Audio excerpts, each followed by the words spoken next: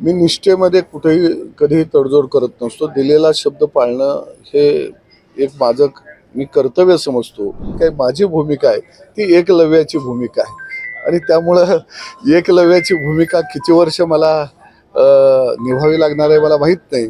मी एवढंच म्हणेन की मी देवेंद्र फडणवीस या व्यक्तिमत्वाचा एकलव्य आहे.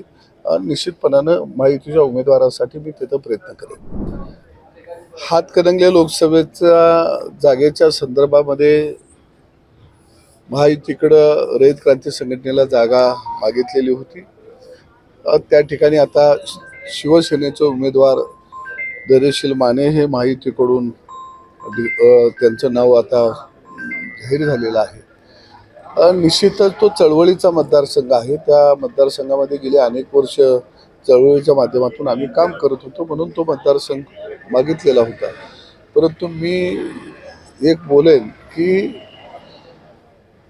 मी निष्ठेमध्ये कुठेही कधीही तडजोड करत नसतो. दिलेला शब्द पाळणं हे एक माझं मी कर्तव्य समजतो आणि देवेंद्र फडणवीस यांनी त्या ठिकाणी मला सांगितलं की आपल्याला जो आम्ही उमेदवार देत आहे त्यांच्याबरोबर काम करावं लागेल. निश्चितपणानं आज माझ्यावरची जी काही माझी भूमिका आहे ती एकलव्याची भूमिका आहे आणि त्यामुळं एकलव्याची भूमिका किती वर्ष मला निभावी लागणार आहे मला माहीत नाही. परंतु जरी एकलव्याची भूमिका मला साकारायचा वेळ किंवा प्रसंग आला असला तरी मी त्याच्यामध्ये सुद्धा समाधानी आहे. मी एवढंच म्हणेन की मी देवेंद्र फडणवीस या व्यक्तिमत्वाचा एकलव्य आहे. निश्चितपणानं महायुतीच्या उमेदवारासाठी मी तिथं प्रयत्न करेन. आज महादेव जानकर यांच्या उमेदवारी अर्ज दाखल करण्यासाठी इथे आलात, काय सांगाल?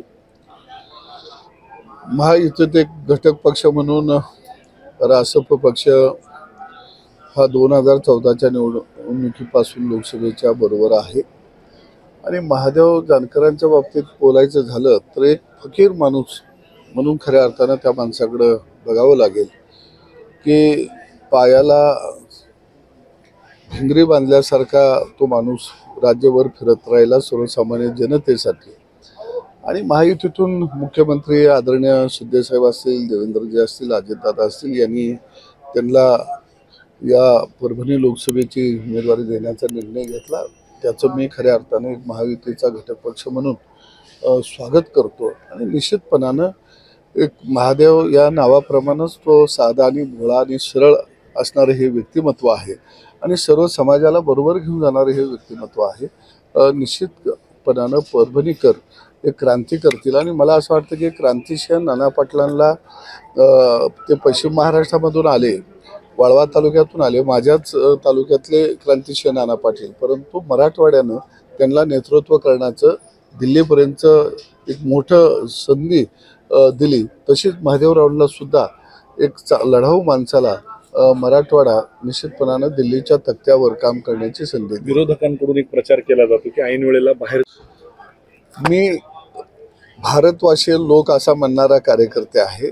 या भारताच्या मातीमध्ये जन्मलेला माणूस तो पूर्वेला जन्मो, पश्चिमेला जन्माला येऊ किंवा उत्तरेला येऊ, दक्षिणेला येऊ, तो भारताच्या मातीतला आहे आणि भारत एकसंघ टिकवण्याचं काम हे प्रत्येक भारतीयावरती आहे. आणि भारतीयाच्या मनामध्ये एक तो अभिमान आहे की माझा भारत हा एकसंघ राहिला पाहिजे आणि म्हणून मला वाटतं की महायुतीनं एकमय भारत दाखवण्याचं एक मोठं काम महादेवराव जानकरांच्या उमेदवारीतून केलेलं आहे.